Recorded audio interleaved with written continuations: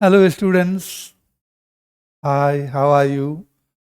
Now, I welcome you once again in Omega Pro classes with our studies of biology, and we were doing the chapter first of class standard 11th, the living world. And here we had reached to the level of studying the uh, taxonomic hierarchy. What does it mean, hierarchy? Hierarchy को हिंदी में बेटा हम लोग पद सोपान कहते हैं। बढ़ते हुए क्रम में रैंक्स को जब सजाया जाता है तो उसे हम हायरार्की कहते हैं। समझ गए? सीधी सी बात। छोटे से बड़े क्रम में डिफरेंट कैटेगरीज और रैंक्स को सजाना, उन्हें अरेंज करना क्या कहलाता है? Taxonomic hierarchy. ये पिछले क्लास में हम लोग सीख चुके हैं। अब हम लोग उसी हायरार्की के डिफरेंट पार्ट्स को हम लोग समझने की कोशिश करेंगे, एक एक कर करके कि आखिर ये पद सोपान बनते कैसे जाते हैं, नीचे से ऊपर कैसे उठते जाते हैं, इन क्रम का विकास, इसका क्रम का विकास कैसे होता जाता है। ठीक है, तो आइए हम लोग इसको समझने की कोशिश करते हैं इस पार्ट में, टैक्सोनॉमिक हायरार्की में। तो सबसे पहले पायदान पर क्या था, कुछ याद है आपको? नहीं, पहले पायदान पर था स्पीसीज, है ना? आपने पढ़ा है स्पीसीज क्या है। स्पीसीज ऑर्गेनिजम्स का वह पार्ट है या वह लेवल है जो बिल्कुल उसके स्पेशल एपिथेट से पहचाना जाता। ये हम लोग पढ़ चुके हैं, क्योंकि वो ऐसा कैरेक्टर फिर किसी दूसरे ऑर्गेनिज्म में आएगा ही नहीं, वो अकेला उसमें रहेगा और तभी वो किसी भी सिस्टम का हिस्सा स्पीसीज के रूप में बन सकता है।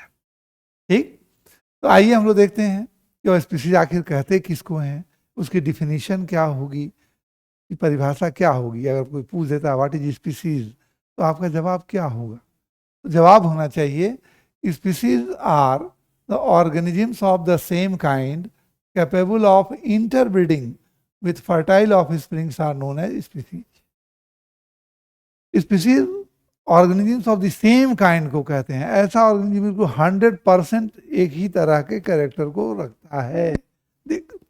देखने में उसके रूप रंग अलग अलग हो सकते हैं लेकिन स्पीसीज एक ही रहेगी। अब जैसे चाइना का आदमी है, अमेरिका का आदमी है, रूस का आदमी है, सभी तो होमोसैपियंस ही हैं, लेकिन उन लोगों के जो रंग रूप हैं वो अलग अलग हो सकते हैं, लेकिन जो ह्यूमन कैरेक्टर, जो ह्यूमन बिहेवियर है, सैपियंस का जो कैरेक्टर है वो हमेशा मौजूद है। चीन वाले भी बढ़िया बढ़िया रिसर्च कर रहे हैं, अमेरिका वाले भी कर रहे हैं, भारत के भी लोग कर रहे हैं, रशिया के लोग भी कर रहे हैं, सब तो कर ही रहे हैं, सबके पास दिमाग है, सभी बुद्धिजीवी प्राणी हैं, बुद्धिमान प्राणी हैं, इसलिए उन्हें कॉमन कैटेगरी में रखा गया, सैपियंस में। ठीक है, तो स्पेशल एपिथेट होता है वो, उसको कोई हर नहीं सकता। और दूसरी उसकी कैरेक्टर ये होगी कि उनको आपस में इंटरब्रीड करने की क्षमता होनी चाहिए ताकि वो एक फर्टाइल संतान को जन्म दे सकें। उसकी कंटिन्यूटी भी होनी चाहिए स्पीसीज के माध्यम से। ऑर्गेनिज्म का जनरेशन टू जनरेशन कंटिन्यूटी भी बहुत जरूरी होता है। तो group of similar kinds of species interbreeding among themselves with fertile offsprings are known as species, ये हम लोग कह सकते हैं, जो इसमें हाईलाइट करके बताया गया है। दूसरी बात जो हम लोग यहाँ पर हम लोग हाईलाइट करना चाहते हैं, ये पॉइंट जो बहुत इंपॉर्टेंट है कि species share maximum characters in common. बहुत कैरेक्टर, मतलब मैंने उससे ज़्यादा कैरेक्टर अब कोई दूसरी स्पीसीज या कॉमन से स्पीसीज से कॉमन नहीं हो सकता, उसी स्पीसीज में कॉमन होगा। स्पीसीज बदल भी सकती हैं, एक जीनस में कई स्पीसीज भी हो सकती हैं और उनका कैरेक्टर बदलता जाता है। आप देखेंगे भी कि आप कुछ नाम हैं पौधों में, जानवरों में, इसके उदाहरण दिए गए हैं, उनको मैं बता रहा हूँ कि 10 species are known by their own identity in a system of classification. उनका सिस्टम ऑफ क्लासिफिकेशन में अपनी आइडेंटिटी होती है, इसको नहीं बदला जा सकता, वो बिल्कुल यूनिक होती है और केवल उन्हीं की होती है। इसमें क्या बताया गया है कि जैसे कुछ उदाहरण दिया गया, एग्जाम्पल्स हैं। ठीक है, एग्जाम्पल्स ये हैं कि solanum tuberosum, solanum melongena, solanum nigrum, ये 3 नाम पौधों के हैं। तो अब तो सोलेनम से शुरू हो रहा है, ठीक है। लेकिन हम देख रहे हैं कि ये फर्स्ट नेम क्या होते हैं, genus, second name species.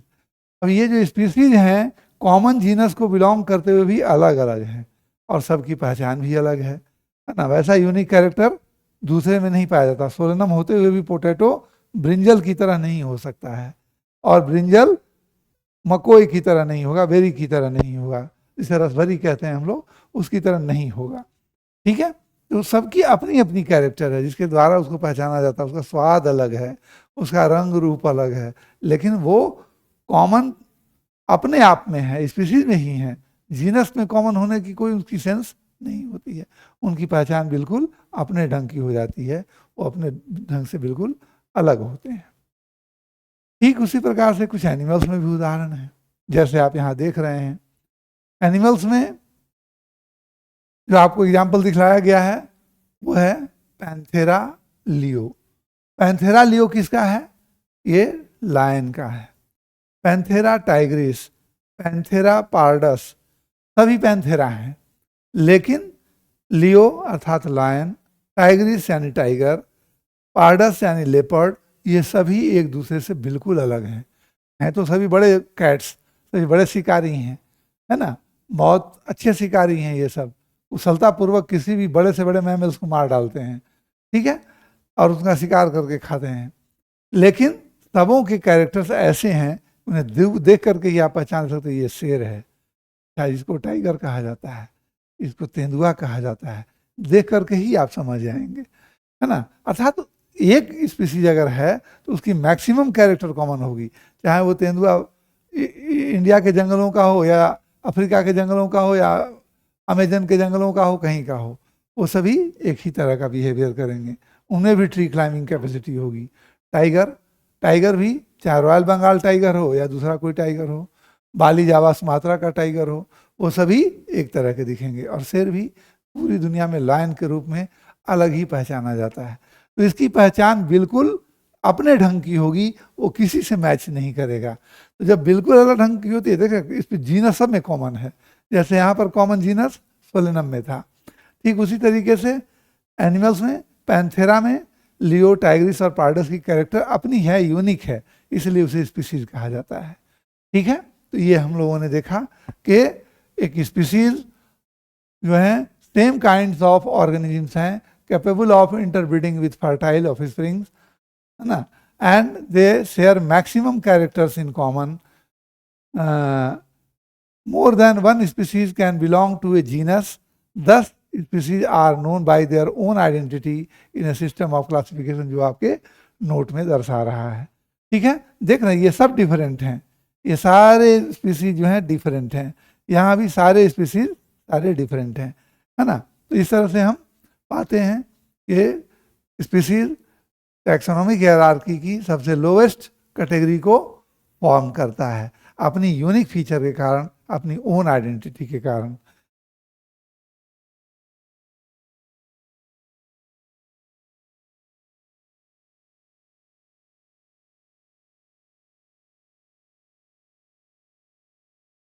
Thus we find that every species bears its own special epithet, though belonging to a common genus.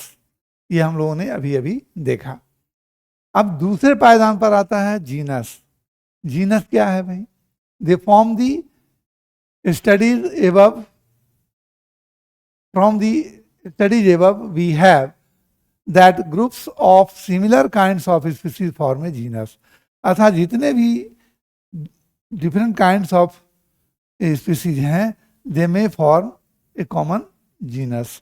और जीनस जब एक दूसरे से अलग होते हैं, जैसे सोलेनम, पिट्यूनिया, कैप्सिकम प्लांट्स में, ये डिफरेंट काइंड्स के जीनस हैं, उनके नाम भी स्पीसीज के अलग हो गए हैं, यहाँ देख रहे हैं आप। तो जीनस एक दूसरे से अलग हो सकते हैं, लेकिन एक स्पीसीज को बिलोंग करता हुआ, एक जीनस को बिलोंग करता हुआ कई स्पीसीज हो सकता है, ठीक है। और जीनस अपनी ग्रुप ऑफ स्पीसीज के द्वारा पहचाना जाता है, ठीक है ना। तो उस तरह से हम देखते हैं कि from the studies above we have that Groups of similar kinds of species form a genus. A genus shares many characters together but different from the other genus. अब ये यहाँ जो डिफरेंस है जीनस का वो अलग अलग होता जाएगा. जैसे सोलेनम ट्यूबरोसम, ये एक अलग जीनस है सोलेनम का. पिट्यूनिया अल्बा ये अलग जीनस है. कैप्सिकम अलग जीनस है. ये जीनस हैं, है ना. जीनस अलग अलग हो सकते हैं, है ना, लेकिन वो कॉमन कैरेक्टर को शो करते हैं. जैसे कि प्रीवियस पेज के उदाहरण में मैंने बताया था, देखिए यहाँ पर साफ दिखलाई पड़ रहा है ना. ये जीनस कॉमन है लेकिन स्पीसीज अलग अलग है. जीनस कॉमन है लेकिन स्पीसीज अलग अलग हैं. ये हम लोग साफ देख रहे हैं यहाँ पर, नहीं बिल्कुल अलग अलग हैं, है ना. तो जीनस अलग हो सकते हैं और अलग अलग जीनस भी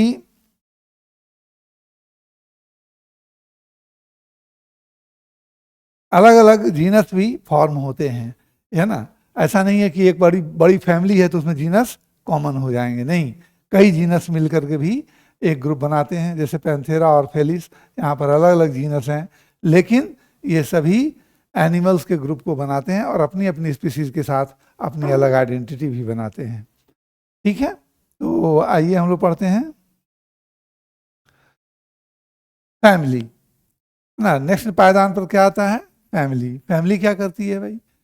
group of the similar kinds of genera form a family.